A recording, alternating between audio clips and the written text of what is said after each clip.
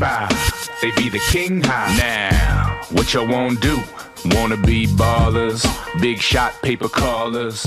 Welcome to the Paper Caller Show. My name is Adam Young, the founder of Ringba, and today we have a very special guest. His name is Bryan Harris. He's the Vice President of Sales at LegalZoom. He's been in the lead generation space for legal for over 10 years.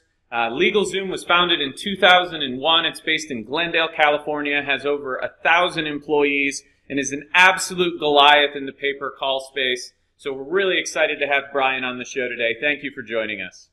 Yeah, absolutely. So I'd like to learn a little bit more about LegalZoom and the advertising department over there. Can you give us a high-level overview of how it operates? Sure. In terms of marketing in our advertising department, we have a pretty healthy advertising budget, upwards of tens of millions of dollars per year.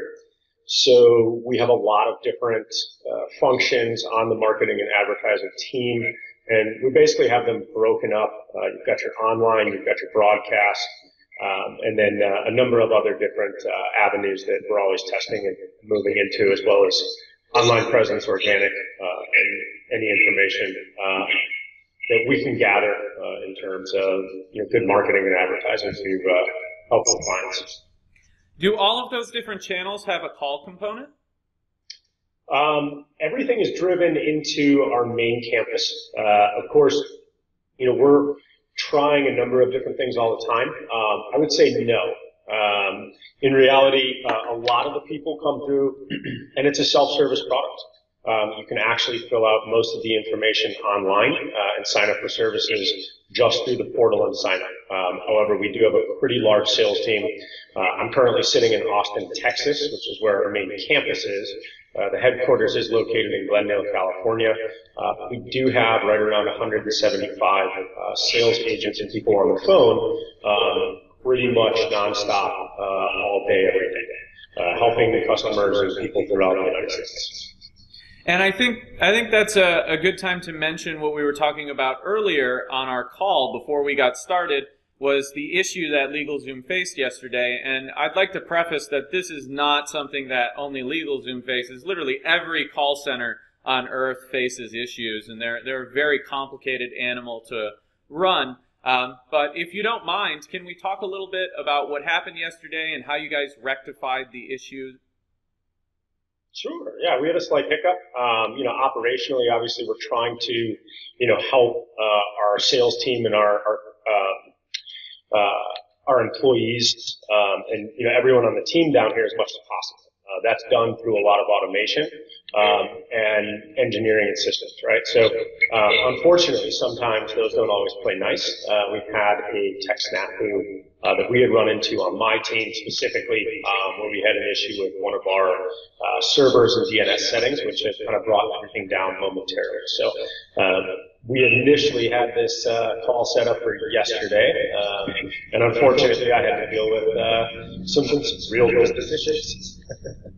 And I think that's just the interesting thing about calls and pay-per call is the technical integrations and the fact that you're literally herding hundreds of humans to get them on the phone and do a repeatable, non-predictable, almost business process makes it a really challenging environment to operate in. And I think people that come from the marketing space and don't work in the call space specifically may not be aware of how big of a challenge it actually is to operate a call center at the scale that LegalZoom does. Oh, absolutely. Yeah. There's all sorts of different challenges, and a lot of different KPIs and metrics that you can look at from a performance perspective. Marketing is really just the beginning function of that, in which you have a funnel that you're feeding into, but then there's a lot that actually goes into the operations piece of helping people that are looking for whatever product or service it is that you're offering that's being driven from the marketing and advertising. Can you tell us more about some of the KPIs that your call center uses to monitor, I'm assuming, everything? Oh, absolutely. So there's a lot of different metrics that you're going to take a look at from, a marketing perspective and component, right? Anytime we have a new channel or partner or, whoever it is that is coming in, we're going to track that. So some of the most basic ones are going to be connectivity, right? If we're running a calls campaign or if we're running a platform in terms of generating leads leads, and then sending those customers through. We want to know what percentage of those people are we getting on the phone, and then how are we automating that process, right? Everything needs to go through via API, application programming interface, in order to post through from an automation standpoint, in order to connect as soon as possible and on essentially a speed to lead system, right? And so you want to look at the metrics on the top level of the funnel to get an idea of what percentage of the people are we connecting with, of the people that we're actually connecting with, what percentage are actually interested in our offering, right? Who's interested in the widget, and who are we adding into there to follow up, and what is the actual purchase rate and total cost of acquisition from a marketing and channel standpoint, right? That's kind of high level, walking through from what we're putting in at the top through to the end process. And again, that's going to be different across the board depending on what that channel is and how the customer was acquired and driven into the business, as well as did it match up and was the user experience what it needed to be in order to help that customer come through, right? So again, from like a KPI or automation standpoint, if you're looking at calls that are being driven in, what are people clicking on, right? And so if, let's just say Google, for example, is doing a broad search, or broad match and showing somebody, an ad when they're searching for plumbers, when they're actually looking for patent attorneys, and they're calling into us, right? That's a metric that we're tracking, to make sure that we can optimize, again, just a high level kind of flow through, and specific example of one thing that we would track and monitor. What are the biggest segments that you guys are doing your marketing in today? Which type of legal offers are really the breadwinner for you? Yeah, absolutely. The same as it's always been, and really where we started from the inception of the company. I haven't been here since day one, but again, that's the core focus, and that is business formations. Very proud of the fact that 1 in 4 businesses in the state of California, about 25% market share, I believe last Wow. We're started using LegalZoom's incorporation, LLC, and docs in order to file their business and get information regarding that up and running. So that's the biggest. I would say that's the main driver. And then, our goal, and it says it on every wall down here, is to democratize law. And what does that mean? That means make law accessible to everyone that needs help with whatever legal situation it is. One interesting fact is that 86% of people that actually need an attorney will not seek one out for one of 2 reasons. One, they are afraid of the costs, and 2, the way that the law is structured and broken up, it's fragmented so much that unfortunately a lot of the law offices, attorneys that are out there, they just don't have the business operations systems in place to be able to follow up and give a high level of service to the people looking for legal help. Not that they don't want to. Again, it's just because the number of attorneys that there are versus the number of people that need an attorney is so offset. There's not enough attorneys to help them. That's really the big issue. Wow, so that's amazing. Yeah, absolutely. And so a lot of the people in our space, which is independent marketers or even small businesses, they can use LegalZoom then to do their formations and maybe their initial contracts and really make it very accessible and inexpensive for them to get started. Absolutely. Yeah, 100%. And it's really a one-stop shop to be able to help you all the way through the process. At this point, the company is really taking off, and we've listened to our clients and customers and, really built products that are going to be able to help them succeed, right? Another interesting fact is that, corporations that have franchises 95% of the time succeed, right? And why is that? It's because when a franchisee is starting a business, the franchisor is handing them the playbook and all of the tools and pieces in order to help them be successful that most people have a very, very difficult time navigating, just due to the fact that, they don't know a lot about articles of incorporation or, filing their taxes, whether or not they need to, have a contract for employment law, the difference between 1099s versus W-2s, you name it. But again, the structure is built around the client at this point, and so we're here to be a resource to help them. So walk me through what a standard advertising funnel looks like with LegalZoom from a customer's perspective. How do most customers find you? And then what are all the different touch points and ways that you guys reach out, communicate, and then eventually monetize these customers? Sure, absolutely. So there's a number of different methods and ways that we do that, right? Again, the advertising and marketing budget on an annual basis is in excess of the tens of millions of dollars. I won't go into the specifics of exactly how much, but it's a mix of everything, right? And so you're going for a combination of brand as well as online acquisition, right? As well as, there's all sorts of different medias and channels. So specifically, what we're going to try and focus on is usually going to be an SEM strategy, which, again, I'm sure most people and everyone, at least who are going to be watching, this program are intimately familiar with, right? We all throw over the numbers and the data and the cost per click and the cost of acquisition, and then, what we can actually monetize from the perspective of a legitimate lead, right? And within that space, what I love about it is that there's a million different avenues that you can go depending on your skill set, right? Even within Google alone, there's certain people that are just geniuses and gurus, at running Google AdWords, whereas, they can hit a cost of acquisition of maybe $15 or $20 for a specific widget or product. And this person who knows Google can try and go in there and, again, they'll hit a $40 cost of acquisition. Why?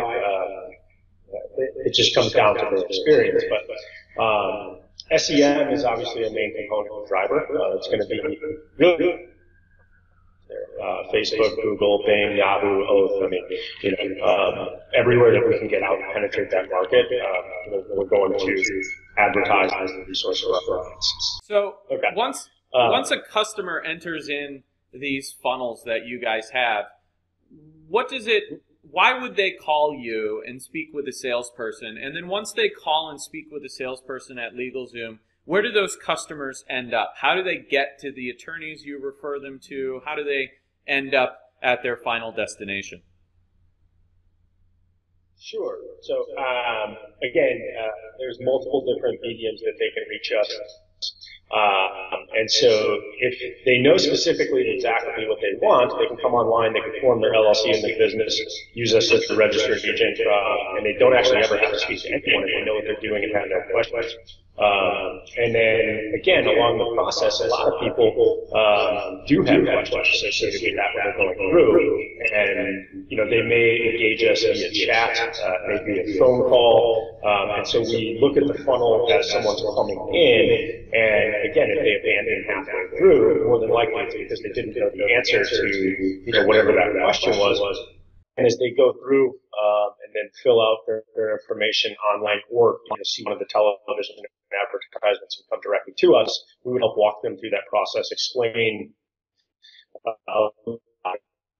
and advice, because no one is an attorney, so that would be the unauthorized practice of law. However, we can give them the definitions and information, and they can make an inference. So once they complete that and they have determined what they think is the best structure for them, we have a network of attorneys that we work with, and essentially we can schedule a half-hour consultation, get them in touch with the attorney or firm, make sure that they get the legal questions that they have answered. We also have access to a contract bank with typical things that are going to come up from the standpoint of running and operating a business. So, that's one of the things. Now, specifically the division that I run is actually more consumer-based and focused, where what we're doing is actually generating a response from a consumer and then taking them through a little bit of the front-end operations to explain to them kind of the next steps, what would be happening, and then connecting them out to the attorney or firm that's in their area. The division I run is called LegalZoom Local. The idea behind that is that we can connect you to an attorney that is local within your area in order to actually give you the legal advice that you need and represent you in court, right? We're not in the business of showing up at your court case if you happen to get a DUI, or you need to file for Social Security disability, or you need to file for bankruptcy and go to a 341 meeting. We have a network of attorneys for that. So, again, that's probably one of the largest ones, but on a monthly basis, there's in excess of 30,000 people that we end up, touching from their live standpoint, and then transferring them out to the attorney or firm that we work with within the network, and area. Do you guys work with pay-per-call at LegalZoom Local? To a degree, absolutely. As long as we can dial in the cost of acquisition and quality in terms of, who we're working with in the partner channel, whatever it is, absolutely. Our goal is, again, to help everyone that's looking for legal access. And obviously, there's a business function component that goes to that as well. In that, be able to acquire that at a cost that's not going to lose us money, right? So yes, we absolutely do. And what are some of the challenges that you personally have had when working with affiliates? And a follow-up to that is really like, when an affiliate wants to work with you or LegalZoom Local, what are some things they should know about legal lead generation and how to work with such a big company? Yeah. Absolutely. So a couple different things and challenges. One, from the legal standpoint, again, there are specific rules that go with marketing and advertising in the legal space, and those are some challenges and hurdles. Again, we have pretty much a systematic and streamlined process in order to help educate anyone that we're working with to make sure that we don't run into those issues. So some of the challenges that we've encountered with affiliate marketing is a lot of times the way that clients can be acquired, per se, is going to vary drastically within that funnel, right? Of course. If you're running a pay-per-call campaign and it's strictly off of Google and you have, let's say, 15 or 20 keywords really dialed in and you're sending those people to us, well, we know that because when they call, they say, yeah, I'm looking for information on bankruptcy, right? And that's going to be probably the best, right? However, in the affiliate space, a lot of times they don't know where their traffic is coming from, how it's coming from, what they're aggregating with it. Some people are doing mass mailers. Some people have specific offerings that are set up on, additional offerings. Pardon me. And so those have been some of the challenges, right? In that you work with someone and they say, hey, everyone's coming here looking for widget pay. What happens in reality is that they keep trying to connect someone that they think is looking for widget A, but really he's looking for, widget Z, right? He's so far off, and he's like, I have no idea how I got routed to you. Or it's incentivized traffic, I filled this thing out. And the reason I filled it out is they said, win a free iPad here, put in your first name, your last name, your phone number, your email, your zip code, and then all of a sudden you're being reviewed as a small, right? So again, there's different challenges that we find with visibility and insight and traffic. We have the ability to test all sub-IDs and make sure that, again, is there. Biggest thing is that we're not a small operation, and that's a benefit to anyone that we work with because you actually get data faster and in more real time to be able to help grow and scale your business and determine, hey, this is actually a great channel for us to scale with. Hey, this one actually needs to call, so let's just shut that out. Whereas I know how frustrating it is and how challenging it can be as a business owner myself. When you're trying something and you're like, hey, this seems good, because, logically this is A, B, C, D, but then you actually test this and you're like, this is not anything like A, B, C, and D. So that's definitely an added bonus, I would say, in terms of work. Also, the offer is not going anywhere. I know that a lot of smaller affiliate campaigns, when they have issues, the offer can disappear, or even the company can disappear overnight. When you work with a big company like LegalZoom, maybe the quality control requirements are a little bit more strict, but at the end of the day, it's a long-term opportunity if you do right by LegalZoom because you're not going anywhere, and that means people can build actual, tangible, long-term businesses around even just your campaign, which is a really cool thing. Yeah, absolutely. And we really invest in, any of the partners and companies that we work with. And, once the news came out that, we recently had a $2 billion valuation, and a $500 million minority investment, in the company, again, which has become, even in my time here, in the last 5 years, and some of the challenges that we've really faced and overcome. But, you're absolutely correct. We're not going anywhere. And, John Suh, our CEO, says it regularly, but, I would say that in the legal space overall, we definitely touch less than 10% of the opportunity and products that are available to help people. And it's just because the size of the opportunity and space is so large that it's a difficult, however, every day, here in Austin alone, there's almost 1,000 people, in Glendale. There's a couple hundred, and then, we recently expanded to the United Kingdom and, have other plans to expand further beyond. So every day, people are working diligently to move that ball forward. And, part of that is having good partners, and people to work with in order to, help them. But really the way that I envision it, is again, looking back at what Henry Ford did with the assembly line, right? If one person is just focusing on one task, of the chain of events in the assembly line, we're all that much better for it, right? And so we do the same thing with our marketing, our partners, our channels, and, we focus on investing in that in order to make it sustainable and scalable. What are some of the biggest opportunities in the legal space right now for affiliates that are looking to get into it or expand their businesses? Sure. So definitely some of the opportunities that we see are one in business growth. Again, in a good economy such as what we're in right now, unemployment is at an all-time low, and job creation is at an all-time high. So there's definitely within our core products massive expansion, and then on top of that, from the consumer product standpoint, one of the challenges that you face from a marketing and advertising standpoint in the legal space is going to be that it's difficult to scale, right? There are no national massive companies that say, hey, here's a $3 million a month advertising budget if you can keep this cost of acquisition in line, right? Because typically what you're going to be doing is working with one lawyer from one city who covers a handful of counties with a very limited budget and a very limited operation and staff. So that's something that is extremely challenging. But, working with us, what we see in the consumer space is that it's a massively untapped market.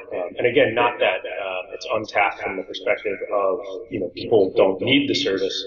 It's that it's just not being well served from the people that are trying to serve it, right? So consumer products, consumer bankruptcy, social security, disability, family law, immigration, those are some very, very large emerging sectors. And areas where we can help people exponentially on top of the core products that we do in terms of business, trademarks, copyrights, patents, business formation, wills, trusts. Those are products that everybody is going to need. So those are some of the largest ones. And then the second part of your question, what's kind of the biggest opportunity? And again, the reason that we're on this call and having that conversation is obviously, there's a shift, right? So 15 years ago, the internet was in its boom, per se, and now I would venture to say that mobile is in its boom, right? Everyone has the drive to mobile, and then specifically SMS, text, and phone calls, right? It's a very busy world. You can connect somebody up to an automated processing system to be able to help them right person and answer their questions and help them data lead forms, and then convert them into calls, because the time is more effectively and used if you're not on the phone looking to chase people down all day. and leaving messages and things like that. It's spending time with clients and helping them with the services. So it's driven toward more of a and the cell phone platform. This is the for sure. Computers will always have their place, no doubt, as most people sit in front of them all day long. And for specific things that you're researching, that's going to be one outlet. However, the vast majority of things can be done on your smartphone. So it's just an automated solution, a way to generate a call to a customer center. That's the biggest option. And I completely agree with you.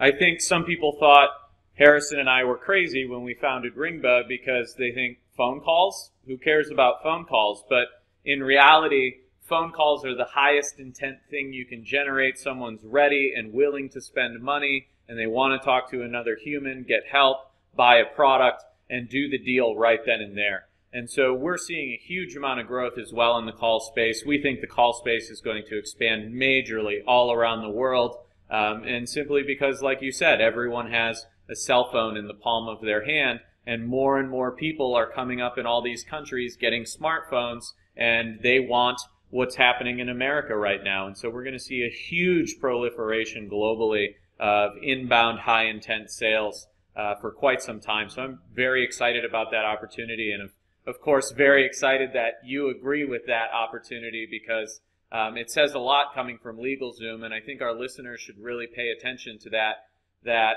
the call space is not contracting, it's growing extremely rapidly. And if they're looking for new opportunities, generating phone calls is a really, really great way to build a sustainable, high-quality, long-term business, as opposed to spinning plates like a lot of marketing campaigns that some people do now.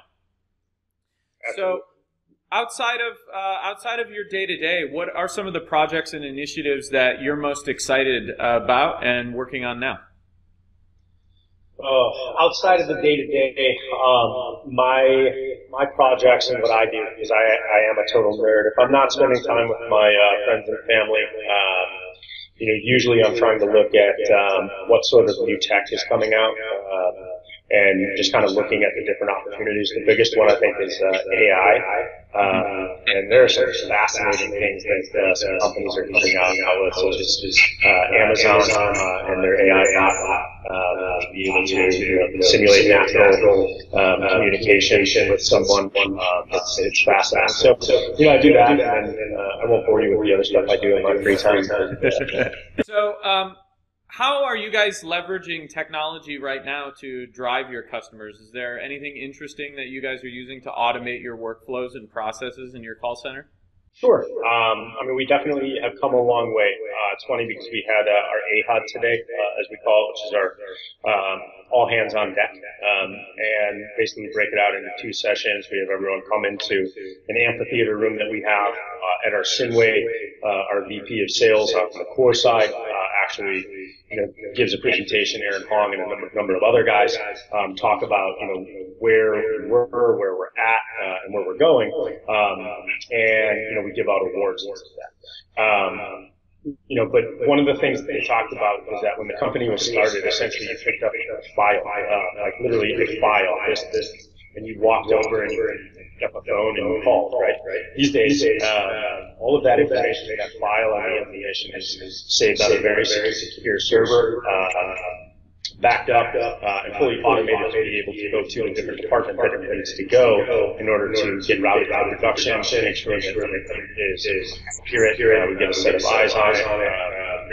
And so, the biggest thing is moving towards automation, right? And being able to service a large number of clients and consumers who are looking for help with their situation. So, there's too many pieces of technology to really touch on, but we're always looking at all of them and trying to move the ball forward to help our clients decrease our costs, to be able to pass those savings on to them and give that the level of service quality that they need for their situation. Awesome. And if our audience is interested in working with LegalZoom, how can they get in touch with you guys? How can they discuss working as an affiliate in your program or on the pay-per-call side? Yeah, absolutely. For your audience specifically and, this interview, they can reach out directly to me, and I will try and help steer them internally to the right department. We do have a business development team who works on a lot of different projects and vets things. Again, if it's something that's going to fall into my wheelhouse, on the consumer side of the products with bankruptcy, social security, disability, personal injury, immigration, any of those sort of products, they can reach out directly to me. I will throw my email out there for you. It's B as in boy, Harris, HARRIS @LegalZoom.com. You can reach me anytime there, day or night. I'm totally generic. Like I said, not hanging out with my kids, usually working or trying to move the ball forward. So, anytime. Love it. Well, thank you so much for joining us on the show today. We really appreciate you making the time, and thank you for walking us through how LegalZoom runs its inbound program. Absolutely, appreciate it. Thanks for watching the Paper Collar Show. Let us know what you think by joining the conversation and commenting below. If you like this video, hit the like button. If you're new here, be sure to subscribe, and if you're on mobile, tap the bell. Whether you're new to pay-per-call or an industry veteran, we invite you to join the free community at papercallers.com. This episode of Paper Callers is brought to you by Ringba Call Tracking and Analytics. See how Ringba is inventing the future of calls at ringba.com. See you next week.